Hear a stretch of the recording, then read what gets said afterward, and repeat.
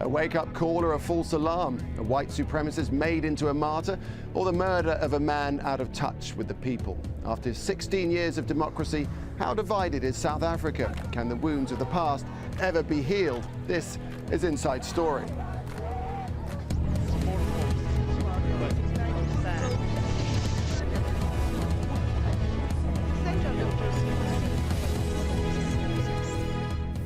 Hello and welcome to today's programme. I'm Nick Clark. The leader of South Africa's Afrikaner Resistance Movement, or the AWB party, Eugene Terre'blanche, was killed on Saturday following an alleged dispute over unpaid wages. Terre'blanche has for years campaigned for a white homeland for South Africa, and this murder has stirred deep-rooted divisions in the country. South Africa's president, Jacob Zuma, has called for calm, while Terre'blanche's far-right supporters promised revenge, saying they hadn't retracted their threats as reported. Well, let's take a brief look at Eugene Terre'blanche. In 1973, he co-founded the AWB party. That was in an attempt to protect what he felt were the waning rights of white farmers. Unhappy about talks to end apartheid in 1993, an AWB vehicle smashed into Johannesburg's World Trade Center. In 1994, his party invaded the tribal homeland of Bophuthatswana, where 3 AWB men died. In 1998, he accepted moral blame for bombings in 1994 that killed 21 people. And in 2001, Terre'blanche was jailed for the attempted murder of a black farm worker, but was later released, and that was in 2004. Well, joining us today to talk more about this, from Johannesburg, we have Pat Craven. He's a spokesman for the Congress of South African Trade Unions. In Kimberley, Andre Versace, he's Secretary General of the Afrikaner Resistance Movement. And also in Johannesburg, Lebohang Peiko. She's a policy analyst at the Trade Collective. That's an NGO focusing on social development policies. Welcome to the programme, all of you. Andre Versace, I'd like to start with you. What do you say to the view that Eugene Terre'blanche had become a marginal political figure, had been, in relative obscurity in recent times, and his death, though utterly wrong, will not have any real impact on day-to-day existence in the country?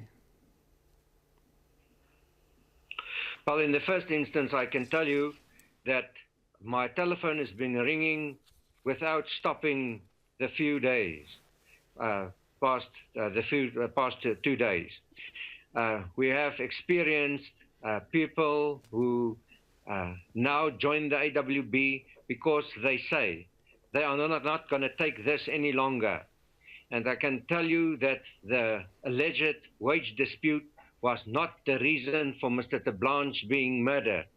The reason for a wage dispute or the allegation that the wage dispute was the reason is not true, because nobody wants to discuss a wage dispute with his employer, approaches his employer with a panga in his one hand and kills his employer.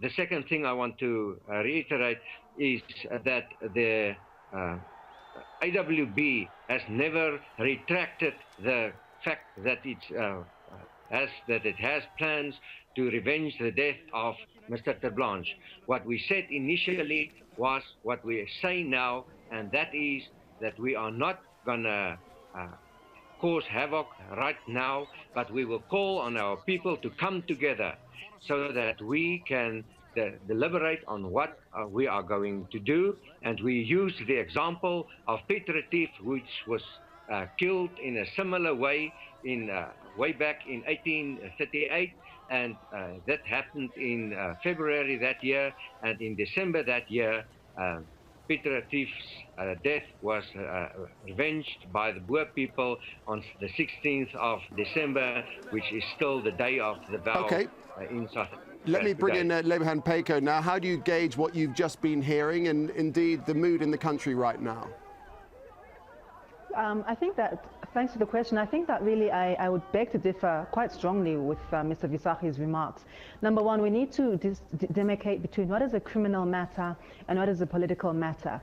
I think the other thing that's slightly disturbing about the manner in which this the death of Terre'blanche has polarized media commentary is that it shows us the hierarchy of death, the hierarchy of life, and the way in which we value and devalue certain lives in this country. What Mr. Visagie is failing to mention is that Mr. Terre'blanche, the late Mr. Terre'blanche himself, had been in jail for the murder of 2 African people. At that time, there were no shouts for revenge. There were no shouts that this would cause to a civil war. There were no shouts that there'd be blood on the streets. And I think that it goes to show that still, in 2010, 16 years into a so-called democracy, the value of an African life in this country is still seen as far lesser than the value of a white life. And I think that if we want to speak of revenge and we want to speak of all sorts of things, we need to put things in perspective. Lebahan, if you continue for a second, Mr. Visagie, we'll come to you in just a moment, but I'd just like Lebahan just to continue with what she wants to say for a moment. Thank you. I think that the political context is that really we are in a dispensation. We have seen, for example, 2 years ago at the University of Free State, the dehumanizing of 4 African women, 4 African working class women who were cleaners there by white students who urinated in their food. At that time, we did not hear any member of the African community, the black community, or political parties speaking of regrouping, harking back to any historical context of Peter Tief. And I think that I find it disturbing that, and what is interesting about people like this, Mr. Visagie and their ilk, is their absolute exceptionalism, white exceptionalism at its worst. Okay, Mr. Visagie, let's put that to Mr. Visagie. You're just inciting trouble, sir. No, I'm not inside trouble. What I think is that you are in trouble because you allow that participant to interrupt me while I'm speaking, and then when I come back, you ask her to continue and you ask me to shut up. So I won't tolerate this. I warn you, I'll go offline. The fact is that this person now said that 2 people was murdered by Mr. Terre'blanche, which is a blatant lie. I now challenge her in front of the whole world to come and tell me where these people are buried. Mr. Terre'blanche was never in the jail for murder. He was in the jail for attempted murder. And in the one instance, his dog has bitten a black man. This is why he went to jail in the first instance. And afterwards, in the second place, he went to jail because there was allegations that he hit a black man with a pipe. But this was not murder. It was attempted murder. And I will not tolerate that. Okay, Mr. Visagie, you've made your point. There are 3 guests on this programme. We need to bring in the 3rd one now. Pat Craven, how do you assess the situation where racial tensions have always been there, but an incident like this is always likely to bring them to the fore? Yes, we utterly condemn the murder. I must say that at the outset. There can be no possible justification for an act like that. But what I think this incident reveals is something that the trade union movement, COSATU, has been warning about for some time now, that South Africa is sitting on a time bomb which is ticking away. And the main problem is not race, although obviously in South Africa you can never completely remove that. It's more of a class thing. South Africa is now officially the most unequal society in the world. We have huge levels of poverty and unemployment in what is basically a very rich society, and therefore it inevitably is going to lead to explosions of anger. And the situation is probably worse on the farms than anywhere else, where in many cases labour relations are still unchanged from the days of apartheid. And I don't think it's right to start speculating on precisely why these 2 individuals decided to do what they did. But clearly I think it is symptomatic of extremely bad labour relations. And the fault clearly doesn't just lie with the workers. We have on a daily basis reports of farm workers being assaulted, abused, even evicted from their farms, and in some cases murdered. And I know that there are cases of farmers also being murdered apart from Mr. Terre'blanche. It's a very, very dangerous situation. And clearly it has a racial aspect to it because so many of the farm owners are still the old whites. But it should increasingly be seen, and certainly COSATU will want to try to shift the emphasis onto dealing with the huge levels of inequality, which, unless they're dealt with, is going to lead to more events of this kind. Sorry to jump in there, but I want to examine this a little bit more because, as you say, it's clear there are deep-rooted problems in South Africa, many, as you say, down to economic factors. South Africa has one of the highest poverty levels globally, and the gap between the haves and the have-nots, the rich and the poor, is second in the world. And the poverty and the inequality have a persistent racial undertone as well, some dating back to the apartheid era when white people got better education, jobs and pensions. And with the end of apartheid in 1994, the new government made it a priority to economically empower the black population. But a recent report by the Organisation for Economic Cooperation and Development says black South Africans earn only 13% as compared to their white counterparts. Even President Jacob Zuma has admitted they failed in this pretty big task. Meanwhile, white South Africans blame the government's pro-black policies for increasing poverty among the whites. Lebhan Peko, if I could come to you first on this. Many blacks say they haven't seen the benefits of 16 years of democracy, and many whites still live the life of privilege. What do you think? Yeah, I think your statistics speak for themselves. We are one of the most unequal societies in the world. Inequality and poverty among African people has increased, in fact, since 1994. And I think that some of the points that Patrick was also making around the manner in which labor relations and other social indicators of equality or the lack thereof remain prevalent certainly lead us to the diagnosis of a systemic and structural deficit, which, as you rightly say, is many years in the past, is many years coming. It's the manner in which the apartheid system advantaged the white minority over the African majority, and of course we see that the continuation of this privilege in many ways, generations of people with a poor education system, poor housing, poor infrastructure, poor access to education, healthcare, etc. 16 years is probably quite soon to expect all of this to be reversed, and in as much as the government has attempted in many respects to perhaps put in place particular policies to correct this disequilibrium, they clearly are not working and certainly not fast enough. We're seeing a rising black elite who are accumulating huge amounts of wealth very, very rapidly, but we're not seeing this trickling, and I think the trickle-down factor has not worked at all. We're not seeing this really evenly distributed amongst the vast majority, and I think there's a huge amount of unrest and unhappiness. We see a lot of service delivery strikes. We see a lot of unhappiness about the speed and pace at which housing is being delivered to people in communities. We see unhappiness about escalating food prices. People feel that they were not adequately protected from the ravages of the economic crisis globally, etc., etc. So I think we can see that the context is that there's a lot of unhappiness. There's a lot of dissent on the ground. There are lots of uprisings and strikes and insurrections going on. Okay, I want to bring in Andre Visagie. Certainly urgent attention. It seems that we're a long way from the optimism that was generated by Nelson Mandela, doesn't it? That spirit of reconciliation seems to be wearing thin. You must bear in mind that what the people say are very one-sided. There are white, underprivileged people in South Africa. There are poor people, white people in South Africa in squatter camps.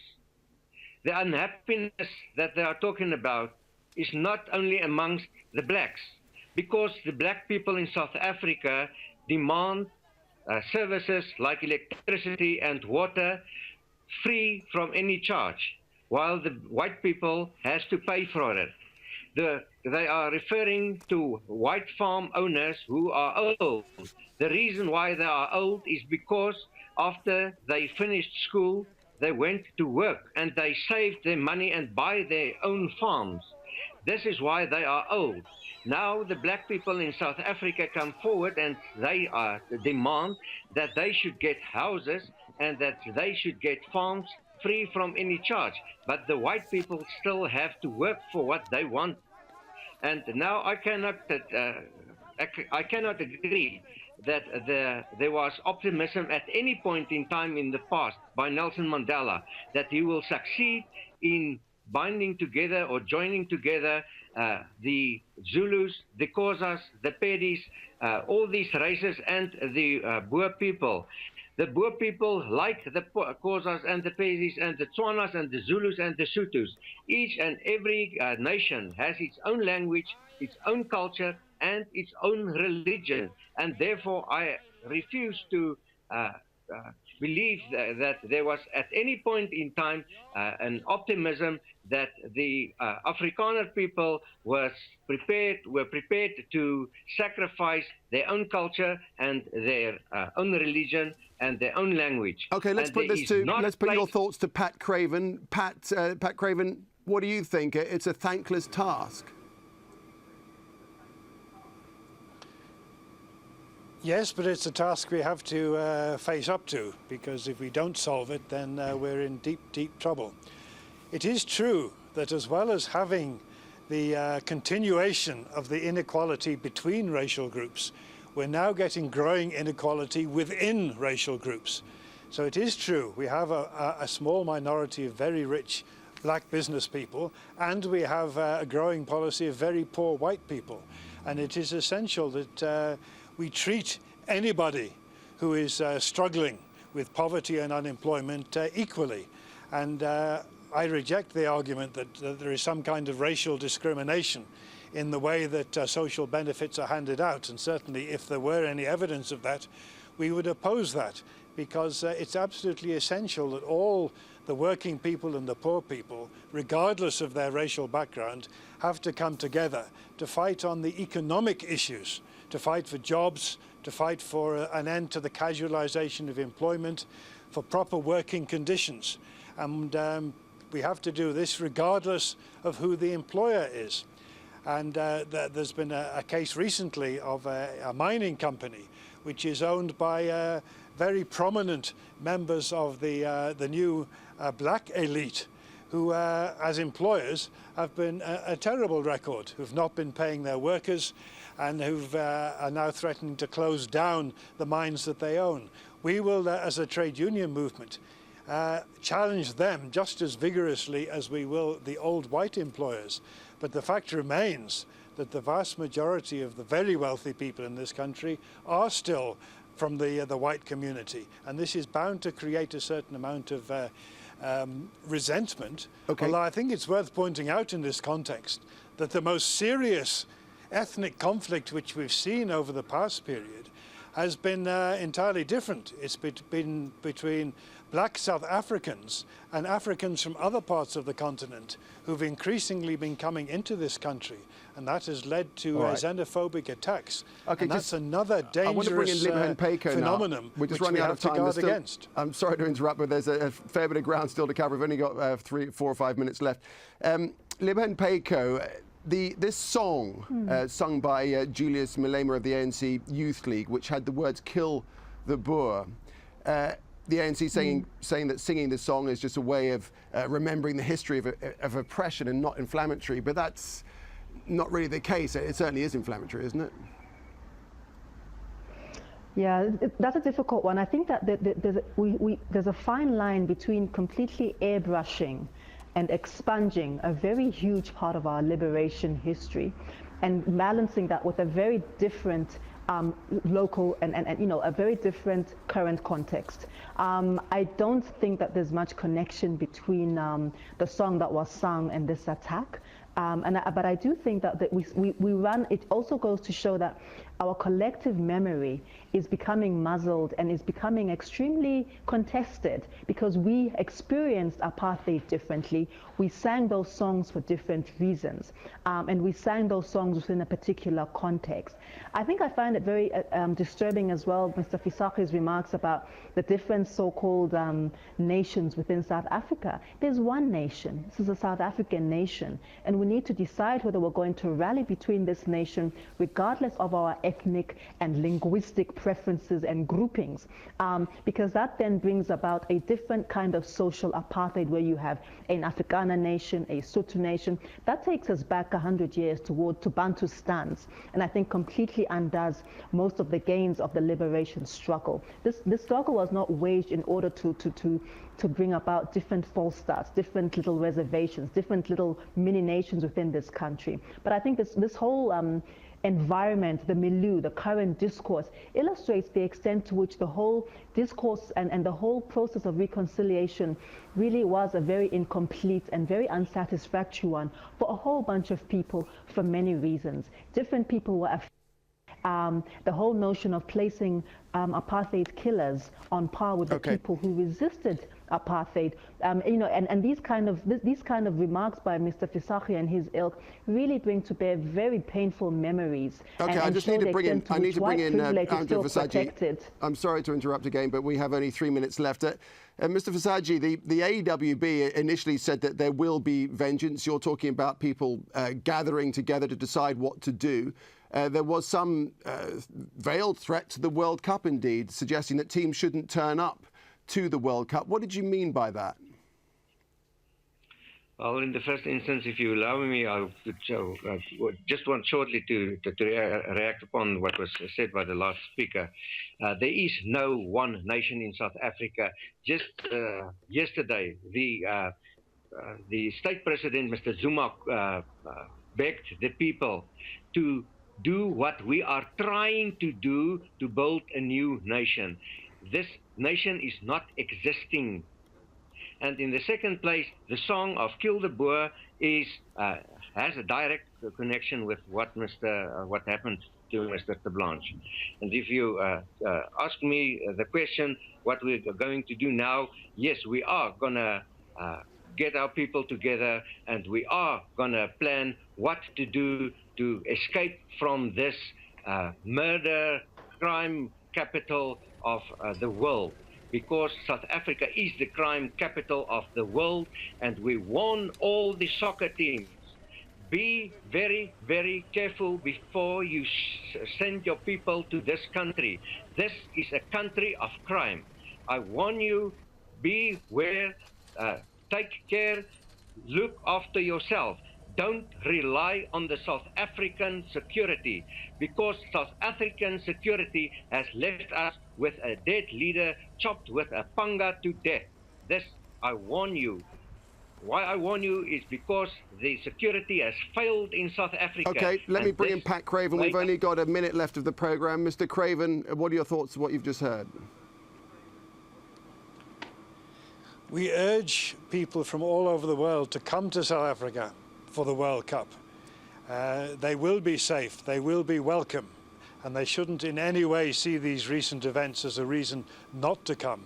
We do have huge problems, but we will certainly not solve them by making threats of violence or suggesting that we live in an overwhelmingly violent society. We have many, many positive achievements, but we still have a long way to go, and the best way to achieve those is to have strong social movements like trade unions, non-governmental organizations, political parties, which can come together, obviously disagreeing on questions of policy, but agreeing totally on the need to unite to build a nation that is just, equitable, democratic, and respects the human rights of all its citizens. Pat Craven, we appreciate your perspective, that too of André Fisagi and Lebuhun Peko. Thanks very much indeed for your contribution to this programme, and thanks for watching this edition of Inside Story. Do drop us a line on this controversial subject if you wish. Just email insidestory@aljazeera.net. From me, Nick Clark, it's goodbye for now.